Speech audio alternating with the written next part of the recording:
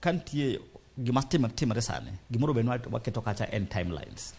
mondo wang'ene watindo dhi timore for how long nikech inwang'o ka weche mag EACC gi seche moko ginyalo kawo a very long period of time be wawacho ka jogo kawo 1 year county accounts ma Siaya dhi bedo closed for 1 year ineno how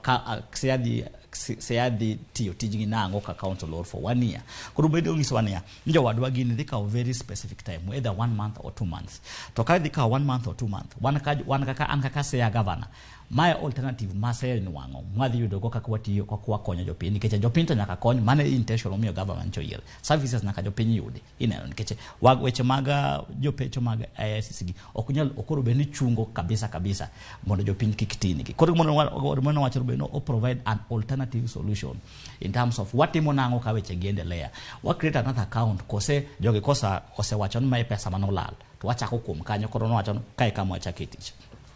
kada gimana wuoye inongo ka weche mokelo wigi Siaya kacha gin weche ma very important manyo jopiny ogeno kabisa kaka inongo koro weche mag health inongo ne ntie ICU base mano be ninyo kacha ne okong'eyo mano ngima mar dhano matuo godo inongo dawa sama ventilators manogol Kijabe mano be bedo installed they were not installed mago a very important question ang'o mano timore ang'o momiyo ne gibedo installed ang'o momiyo kwanyo ICU be nikech mano en gima mar dhano ma Siaya nikech mano gimo expect ni kaga mana mora ntie kacha to magoro be no timo to mane work of one of the main core mar governor health sector koro okonyalo wacho mano mondo chungi kikendelea weche mag papa iwinjo kiwacho ne giloncha very lucrative deal ngwacho wadhi keto in because of sports wadhi gero nuka modern stadium mar 400 million to kata kirango bana kata kiambuka Kirigiti grounds oger within a very short period of time